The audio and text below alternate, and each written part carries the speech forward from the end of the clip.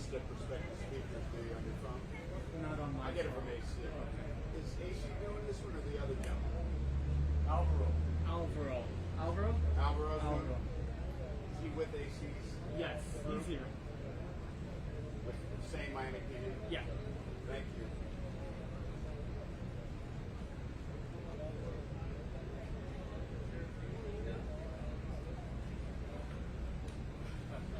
Maybe he is.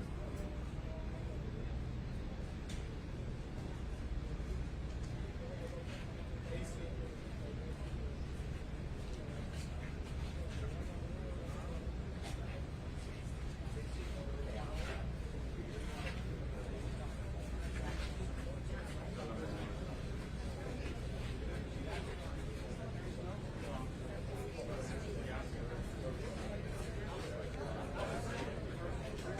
Thanks, Alvaro.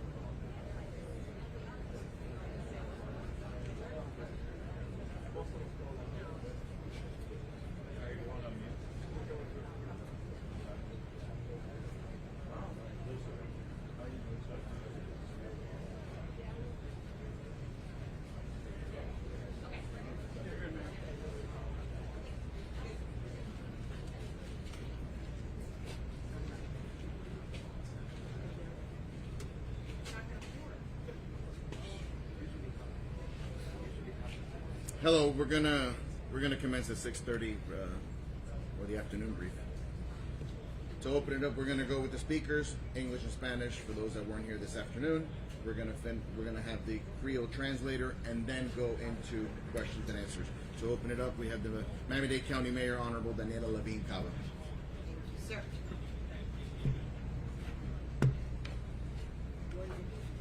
Good evening, everybody. Search and rescue continued throughout the day, as you know, despite the terrible weather, and we are continuing to make headway in our search. Since our last briefing, very unfortunately, one additional victim was recovered. So the number of deceased is now at 12, and this number of accounted for is 125. We had previously included the number of deceased in the accounted number, but for clarity moving forward, we will be providing you with three separate numbers: the deceased, the accounted, and the unaccounted. The number of unaccounted is now 149. And over the past few days, we've been conducting an audit of our list of missing persons, and we've been working to verify and remove duplicates wherever possible. I hope you can understand we're getting this information from lots of different sources and often not complete, so it's very important that we go through to cull the list. So our detectives are working around the clock to get in touch with all of those who've been identified and then reaching out to provide information to verify the reports. So we will be producing a more accurate, finalized number and getting it to you. It's important to keep in mind that we receive information from many different sources. For example, multiple family members might call in about the same person, or family members might provide both English name and Hebrew name of a loved one. And some people are reporting in person, and some are calling from overseas. Some are distant friends of those who are missing. So we're getting all kinds of information from all these different sources, and sometimes we only get a name or an apartment number. Sometimes we don't have both. So we're sifting through all of this information to determine which of these reports are in fact new and which are duplicates, and this is a slow and methodical process. So we ask you to be patient as we continue this audit. And I want to continue to stress, as we have done all along, that these numbers are very fluid and they continue to change. In terms of the work that we're doing to support the families, we have now fully opened our expanded family assistance center, and we have 3 psychotrauma therapists on the site, along with all of the services we continue to provide, over 20 different organizations involved. We have been overwhelmed with the generosity of people throughout this community and the entire world. So many generous offers of assistance and support, and we want to urge those who want to support these families and this effort to please donate at one of the available on the web sites. We have Support Surfside and United Way, Operation Helping Hands.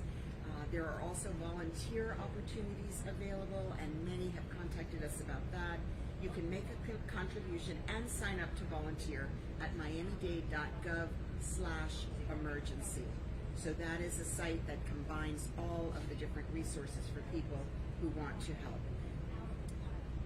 Our first responders, who are the focus of our attention as they continue around the clock on this mound, are continuing the brave and very, very difficult task, putting themselves in danger.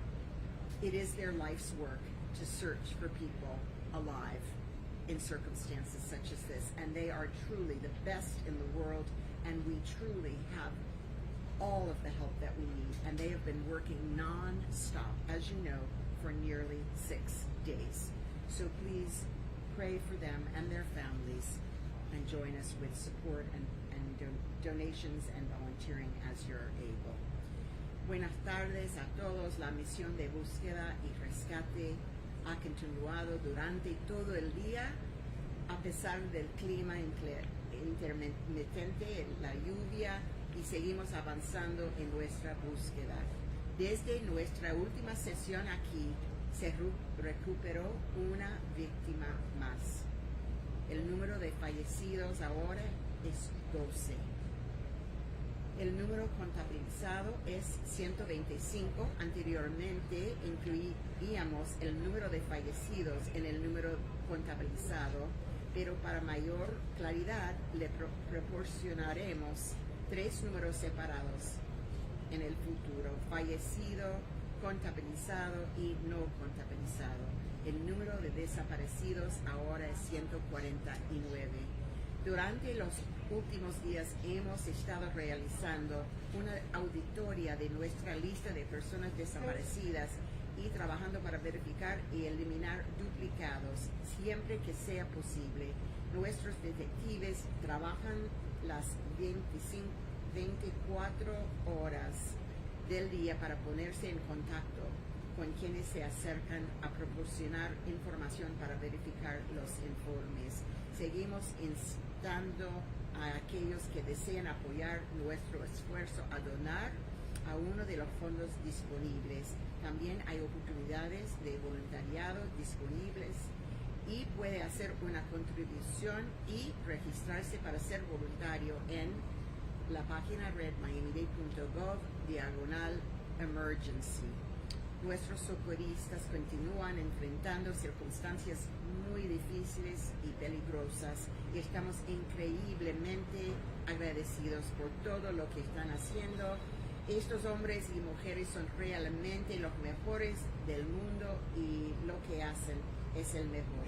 Estamos con las personas que necesitamos y no necesitamos más ayuda ahora en la búsqueda y rescate. Oremos por ellos y por nuestras familias. Gracias. Gracias a todos.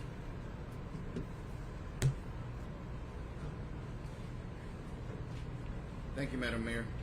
Division Director for Office of Emergency Management, acting as Deputy Incident Commander, Charles Surrell. Good evening, everyone. Under the leadership of our mayor, Miami-Dade County is coordinating a unified response to search, rescue, and assist all residents that have been impacted by this incident. We have over 50 agencies here now and over 900 personnel responding, to include partners in the county, such as Animal Services, Department of Environmental Resource Management, Department of Public Works, Solid Waste, and many others. Of course, our first responders, Miami-Dade Fire Rescue and Miami-Dade Police Department.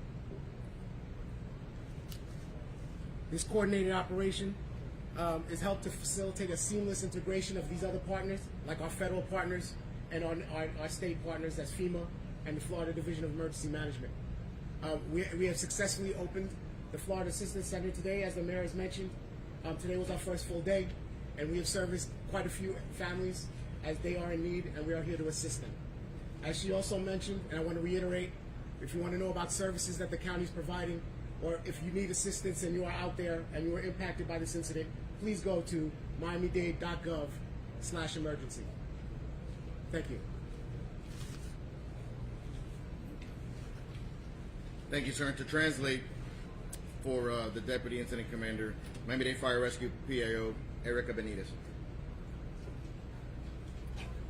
Muy buenas tardes. Bajo el liderazgo de nuestra alcaldesa Daniella Levine Cava, estamos coordinando estos esfuerzos unificados de búsqueda y rescate, la asistencia a la cual unifica varios departamentos del condado, incluyendo el Departamento de Bomberos de Miami-Dade, el Departamento de la Policía y varios otros departamentos, al igual que socios federales, estatales, locales, internacionales, sin fines de lucro y también parte del sector privado. Esta operación coordinada de más de 40 socios y 700 socorristas ayuda a facilitar una integración perfecta de los servicios para estas operaciones de búsqueda y rescate, así como la asistencia para los afectados de esta tragedia. Y les recordamos a todas las personas que estén buscando o necesiten ayuda, los familiares que visiten miamidade.gov/emergency. Thank you, Erica. Representing the Florida Division of Emergency Management, Director Kevin Guthrie. Good evening, everyone. We're wrapping up another day, and state agencies continue to identify unmet needs and provide support to our local partners in Miami-Dade County. To date, the State Emergency Response Team has fulfilled more than 80 requests and have 18 requests that are currently being fulfilled. The most significant of those 18 requests being fulfilled right now is a request that has come in within the last hour to ask the federal government for one additional Type 1 urban search and rescue team.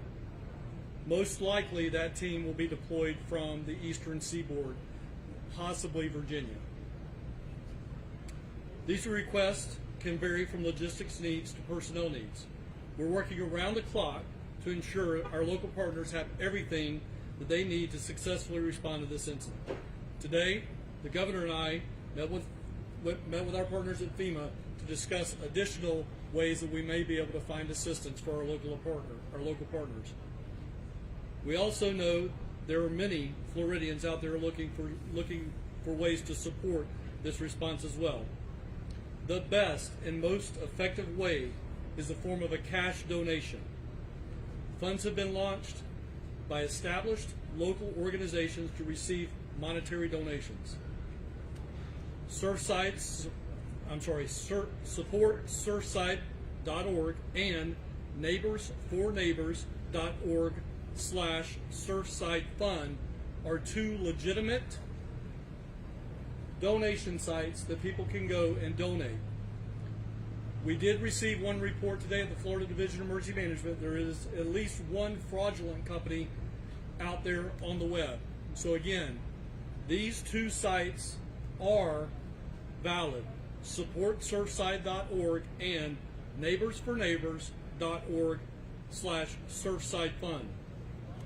If individuals are not donating cash, they should confirm that there's a legitimate need before collecting items and material donations, and coordinate that through Miami-Dade Emergency Management. Also, the United Way of Miami-Dade has resources available on their website to help victims of the Surfside building collapse. On their website, volunteers can actually sign up to help families affected by this tragic event. To become an emergency relief volunteer, you can also visit volunteermiami.org. Finally, if you're still looking for yet another way to contribute, we encourage you to utilize the state's Volunteer Connect portal for opportunities. That site is available at volunteerflorida.org. I want to reemphasize the mayor's message. Volunteers should never self-deploy. We need it to be in a coordinated fashion. Please remember to coordinate your deployment through Miami-Dade Emergency Management. Self-deploying may cause difficulties for organizations on the ground and create additional risk if individuals do not have the appropriate training. We're so grateful that during this time, so many individuals have come out from all over the place to want to help and volunteer. But we want that volunteering to be done in the proper manner. We encourage all of you to share these resources again. Help us amplify our message. Help us get that message out as we continue to help support our fellow Floridians. Thank you. Thank you, Director. Surfside Mayor Charles Burkett. Good evening. The rescue effort continues unabated, except for that brief lightning storm we had today. I'd like to also add that I want to sort of supplement that story I told the other night about that 12-year-old girl and tell you where we are on that, because a lot of people have asked. The 12-year-old girl's name is Elisheva. She lives with her mother, and her father and her uncle were in the building when it went down. She just happened to be staying that night with her mother. Normally, she goes back and forth. Last night, I met her brother, who flew in from Israel. He's 19 years old. His name is Avi, and we talked. He mentioned again, I think, that his mother is suffering some financial distress, given that the father was paying the bills, and now those funds are not available. She asked for assistance. I reached out to Mary Snow of the Coral Gables Community Foundation, which is also running the supportsurfside.org site. The good news is we now have $1.9 million raised so far at the supportsurfside.org site. We have already funded a handful of nonprofits and dozens of needy families. It's working. Your donations are having an impact. When people ask, there's not the red tape that you would normally expect. We're all working for all those families that are in need, and I'm excited that the system is working well. Thank you, Mayor Cava. Thank you for everything you and Dade County are doing. We're grateful.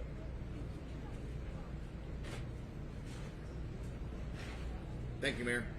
And the Creole translator, Leonard Letterbourg.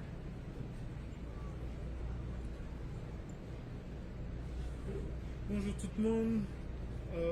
Depuis nous te parlé aujourd'hui, nous te gagné l'autre monde qui a ajouté dans la catégorie monde qui mourir. Pendant que nous cherchons toujours à continuer pour nous voir si nous sommes capables de joindre monde qui est encore vivant. Pour le moment, quantité de monde que encore compté qui l'a toujours, il y a 125.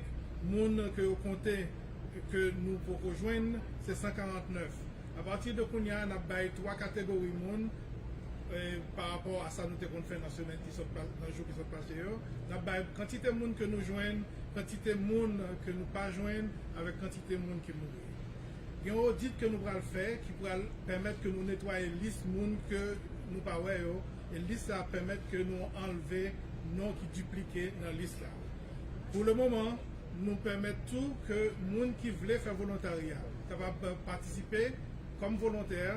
Là, ça est capable de venir dans un site internet que nous allons faire, qui c'est Miami-Dade.gov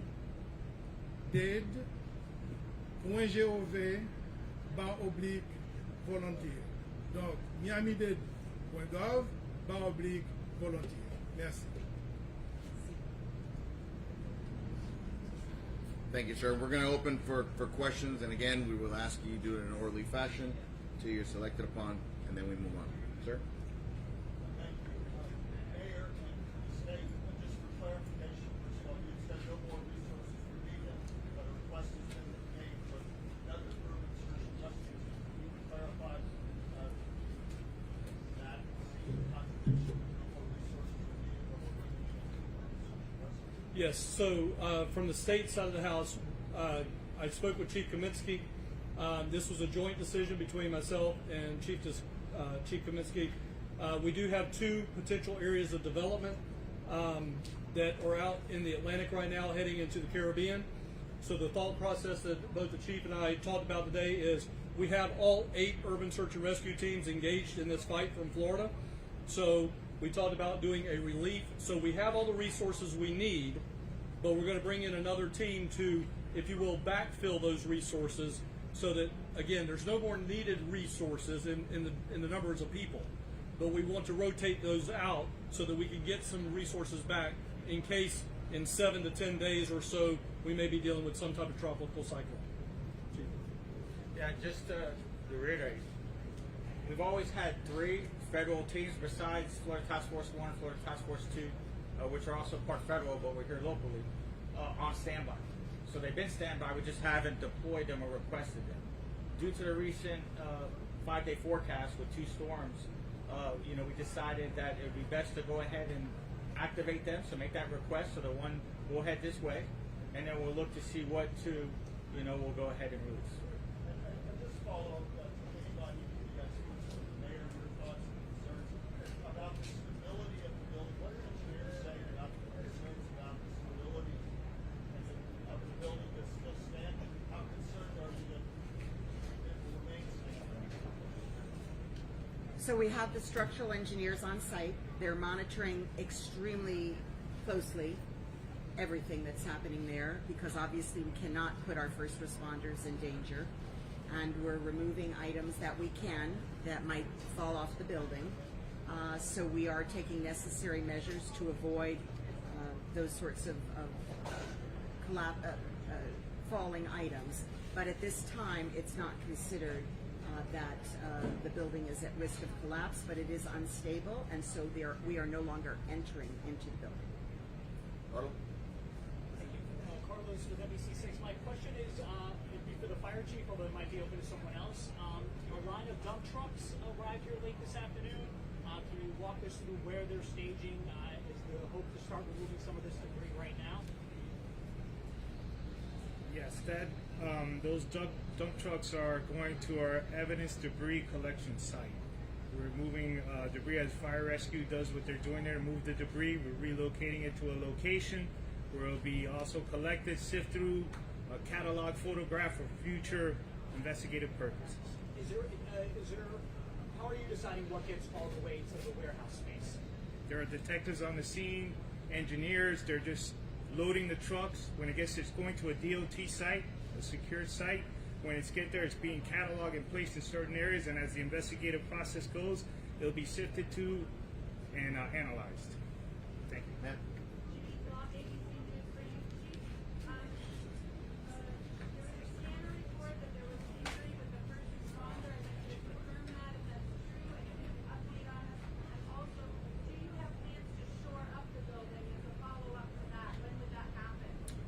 Yes, for the first question, in regards to our fire rescue personnel, we did have one individual that appeared to have dehydration.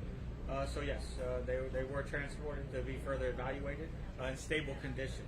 In regards to the building, yes, I mean that's definitely a concern. This whole scene that we're working on, I can't emphasize enough, the dangers that we're encountering. So we're definitely been monitoring throughout. Our USAR teams have structural engineers. We had several other engineers on site evaluating as well, and we're constantly monitoring. So they're planning to shore up before these storms potentially arrive? No, well, that I can't comment. I mean, I think it'd be difficult in that sense. Right now, again, our primary focus is our rescue efforts. Corner over here.